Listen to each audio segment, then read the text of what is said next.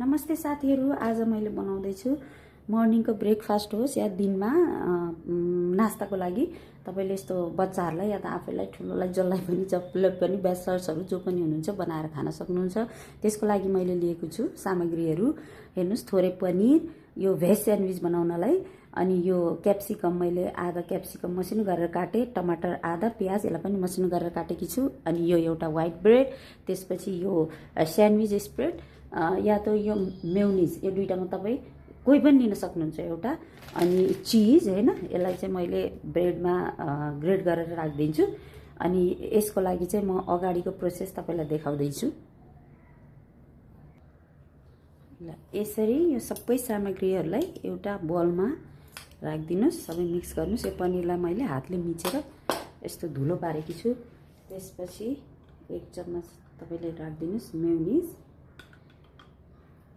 1-2 चम्मच जति लाग्छ। मसँग चाहिँ लास्ट बचेको यो पिज्जा स्प्रेड थियो, त्यो पनि मैले मिक्स गरिदिन्छु। अब यस सबैलाई लिएर मजाले यसरी मिक्स गर्नुस्।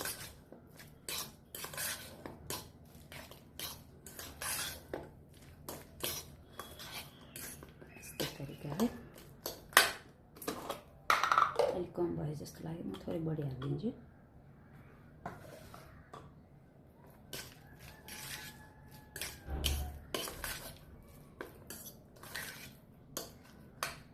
अब चाहिँ ब्रेड स्लाइस लिनुहोस्।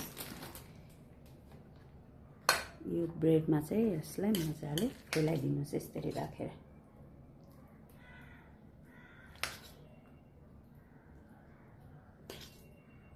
अब यसरी राखेर तपाईले यतिकै नसेकाइकन, तवामा नसेकाइ पनि खान सक्नुहुन्छ। तर अलिकति टेस्ट थोरै फरक चाहियो भने यसलाई चाहिँ तवामा सेकाएर यसरी राखिदिन्छु।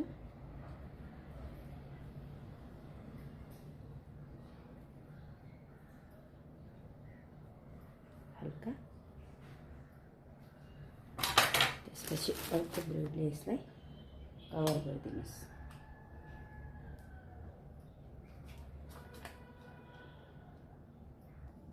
त्यसपछि एउटा तवा गरम गरेर यो बटर थियो मसँग, बटरमा सेकाइदिन्छु म। तपाईहरु घिउमा पनि सेकाउन सक्नुहुन्छ।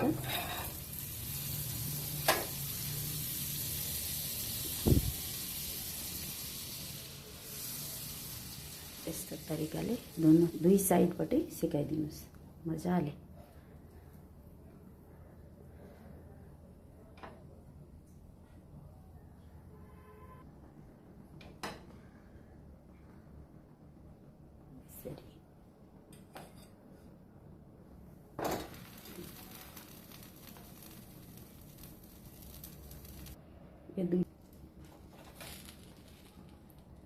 अब यसलाई सर्भ गर्न सक्नुहुन्छ। मैले तावामै गरिदिएँ, तपाईहरुले यसलाई उसमा चपिङ बोर्डमा राखेर पनि निकाल्न सक्नुहुन्छ। हेर्नुस् यस्तो मिठो देखिएको छ।